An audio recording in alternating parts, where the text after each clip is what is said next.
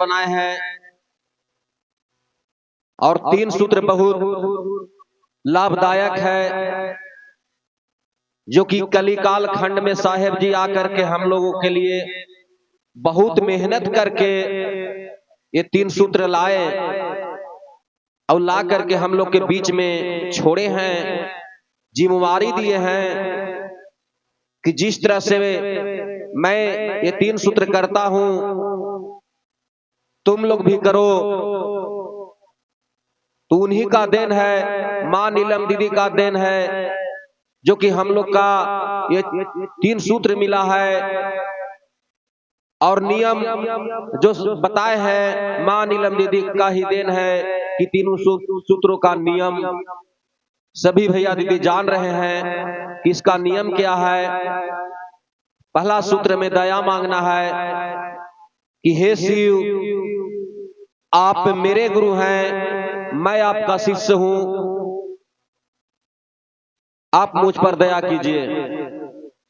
दीदी लोग भी बोलते हैं कि हे शिव, आप मेरे गुरु हैं, मैं आपका शिष्या हूं, मुझ शिष्या पर दया कीजिए। इसी प्रकार से हम लोग का दया मांगने का आदेश मिला है और दया ही अमूल चीज है, जो कि दया मांगेंगे मन से, हृदय से अगर दया मांगते हैं तो गुरु याद करेंगे। जैसे भी भैया बताएं कि दया का ही मतलब है याद करना, तो हम लोग दया मांगेंगे तो गुरु जरूर याद करेंगे कि हमारा शिष्य या शिष्या मुझे याद कर रहा है, तो जो दया देंगे, दया बरसाएंगे।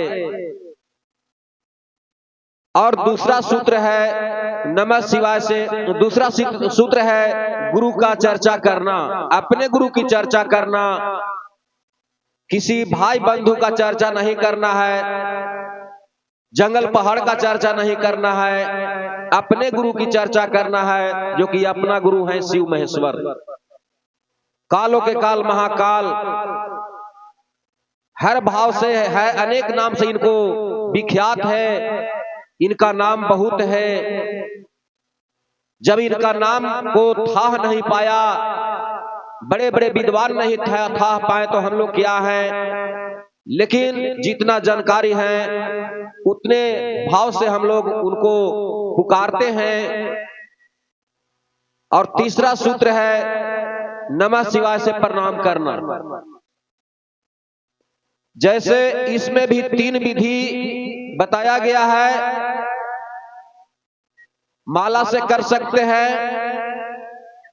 अंगुली की गांठ पर कर सकते हैं, और सबसे आसान जो है सांस के द्वारा किया जाता है। नमः शिवाय, नमः आता है और शिवाय जाता है, वो बहुत आसान चीज इसलिए साहेब हरेंद्रानंद जी बताए हैं कि खेती गृहस्थी करने वाले भाई बहन, मजदूरी करने वाला चाहे कोई भी हो,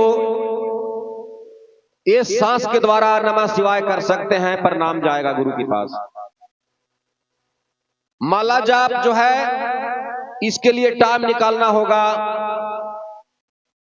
और अंगुली की गांठ पर भी करते हैं तो उसमें भी टाइम निकलता है, लेकिन इसमें सांस के जब चलता है तो सांस के द्वारा जो जाप करते हैं नमः शिवाय, इसमें कोई टाइम का पाबंदी नहीं है, चाहे जितना बार हो सके कर सकते हैं।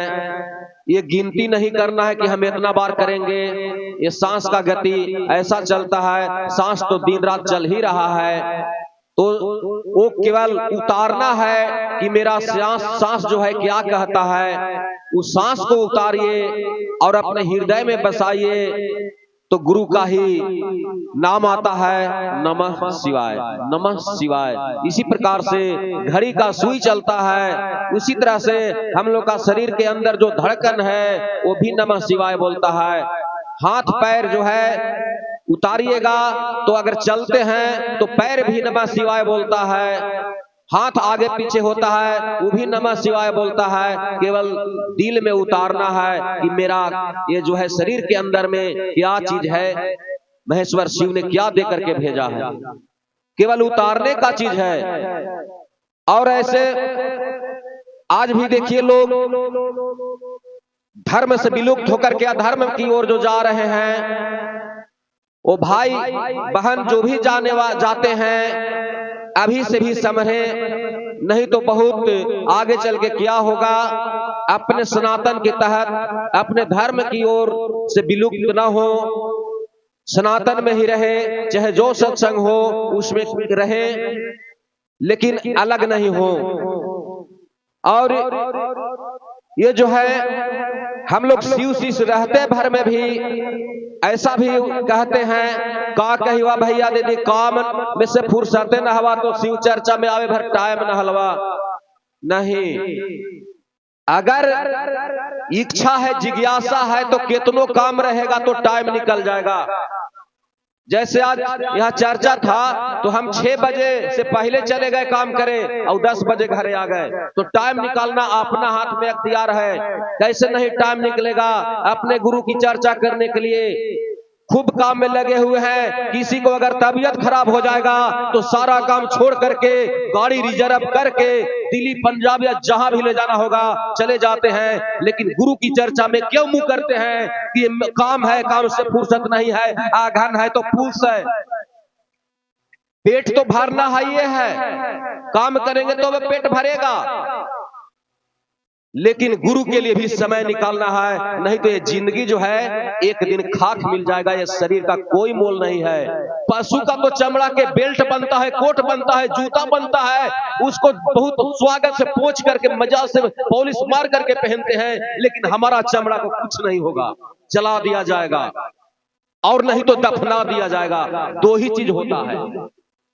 इसलिए इस शरीर पर भी घमंडी नहीं करना है भैया दीदी। जब तक जवानी है, जब तक जवानी है तब तक घमंडी नहीं। एक दिन पछताओगे जब चरपहिया पर आ जाएगा, कहीं जाने लायक नहीं रहेगा, बाहर भीतर निकलने लायक नहीं रहेगा, उस समय पछतावा आएगा कि हे महेश्वर शिव अब कम से कम अब वो तो राहत करो। तो जहिना चलने लायक था तहिना जो है कि करबे नहीं किया, राहत तो होगा। लेकिन आज हम जब शरीर सही है तो आज शरीर सही रहते भर में अगर हम ध्यान नहीं देंगे तो चरपहिया पर तो एक दिन सबके पड़ना है, खटिया पर एक दिन सबके पड़ना है। तो आज ही वाला जो करा हुआ रहेगा उसको काम देगा। इसीलिए साहेब जी कहते हैं कि अपना शिव को गुरु बनाओ और उनका गुणगान करते रहो, जिंदगी सुफल हो जाएगा। मैं ज्यादा तो ज्ञानी नहीं हूं, यहाँ पर ही बहुत भाई बहन सब आए हैं। इतना ही कह के मैं अपने वाणी को विराम देता हूं। फिर से भैया दीदी को प्रणाम करता हूं। मेरा प्रणाम स्वीकार हो।